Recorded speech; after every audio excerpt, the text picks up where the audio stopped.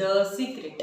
आणि तुम्हाला आजमावून पाहायचं असेल द सिक्रेट काय आहे, तर आजची ही गोष्ट तुम्ही नक्कीच ऐकली पाहिजे. आणि आपण या गोष्टीला सुरुवात करण्याआधी हाय हॅलो नमस्कार, माझं नाव प्रतीक्षा भारती आणि तुम्ही पाहायला सुरुवात केली आहे मैत्रीण.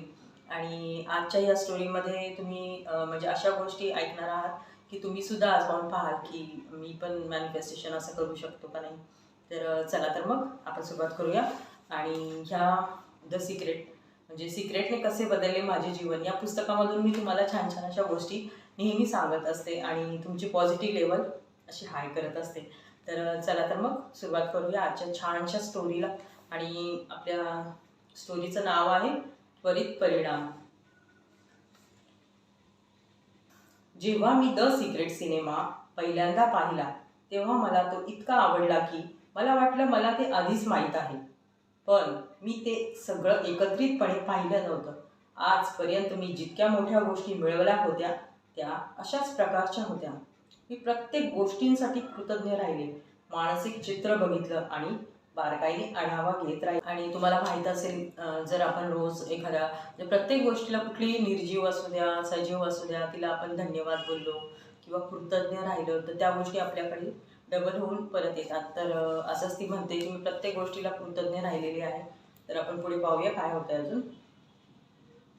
अगदी नुकतीच घडलेली घटना सांगायची तर बोस्टन ते फिनिक्सच्या विमानात सर्वात प्रथम चढणाऱ्यांपैकी एक मी होते.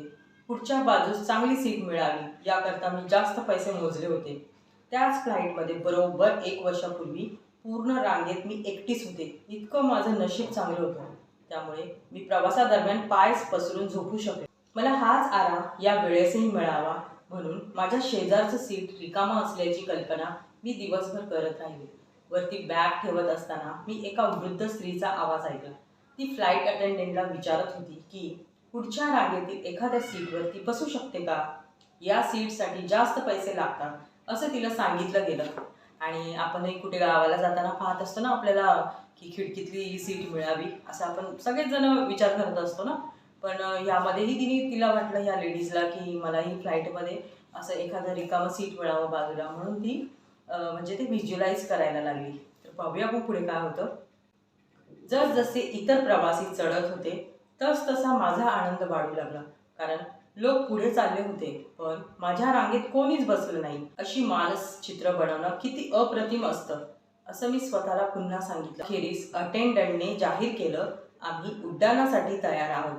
केविनचा दरवाजा बंद करण्यापूर्वी तिने विनंती केली की सर्वांनी आपापल्या इलेक्ट्रॉनिक उपकरणांचा वापर करू नये. माझी इच्छा पूर्ण झाली म्हणून मी खुश झाले. पण माझं मन त्या वृद्ध स्त्रीभोवती रेंगाळत राहिलं. मागच्या बाजूस अवघडलेल्या अवस्थेत बसणं तिच्यासाठी किती त्रासदायक असेल याचा मी विचार करू लागले. तिला होत असलेल्या त्रासामुळे आणि विचारांमुळे मी जास्तीच्या जागेचा उपभोग घेऊ शकत नव्हते. मी तिथून उठले आणि वृद्ध स्त्रीशी बोललेल्या त्या अटेंडंटकडे गेले. मी त्यांना सांगितलं की माझ्या रांगेतील सीटवर बसण्यासाठी क्लास्ट्रोफोबिक असलेल्या वृद्ध स्त्रीचे पैसे भरायला मी तयार आहे. पण त्यांनी तिला हे सांगू नये असं आश्वासन मी घेतलं.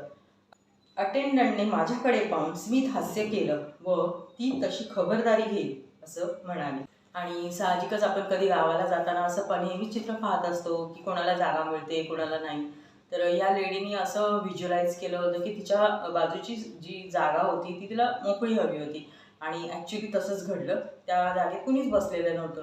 पण एक वृद्ध स्त्री होती तिला पुढची जागा हवी होती. आणि हिचं मन हिने ते ऐकलेलं असतं आणि हिचं मन असं होतं की मी ह्या म्हणजे जागेचा उपभोग कसा घेऊ. कारण ही बिचारी वृद्ध स्त्री असते ती मागे तिला व्यवस्थित जागा नसते. त्यामुळे तिला असं वाटतं की अटेंडंटला मी सांगावं आणि मी सांगितलं म्हणून ही गोष्ट त्या म्हणजे लेडीजला किंवा त्या वृद्ध स्त्रीला सांगू नये. आणि ती म्हणते की मी सांगणार नाही की तुम्ही पुढे बसायला तिला जागा दिलेली आहे. तर पाहूया आपण पुढे काय होतं ते. काही मिनिटांनी वृद्ध स्त्रीला उठून माझ्या रांगेत आणून बसवलं. आम्ही थोडंसं बोललो पण ती खूप खुश दिसत होती. आणि यामुळे मला इतका आनंद झाला जितका झोपेमुळेही मिळाला नसता. संध्याकाळ कशी उलटून गेली ते कळलंच नाही. आणि शेवटी ती वृद्ध स्त्री आली तिच्याजवळ बसायला आणि ती खूप खुश होती. त्यामुळे तिलाही बरं वाटलं की ती आपल्या बाजूला येऊन बसलेली आहे.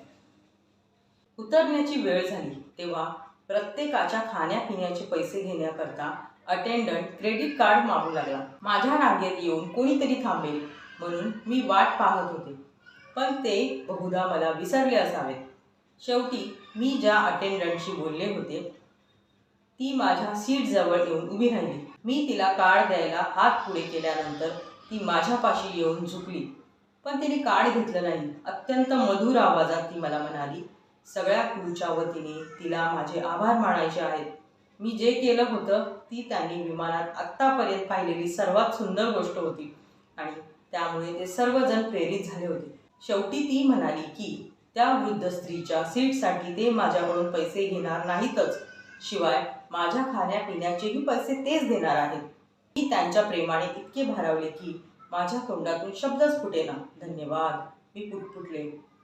तो फार अप्रतिम आणि सुखद अनुभव होता. केवळ काहीतरी उदारपणाने करण्याची इच्छा मी दाखवली म्हणून इतका आनंद पसरला होता. हे धक्कादायक होतं.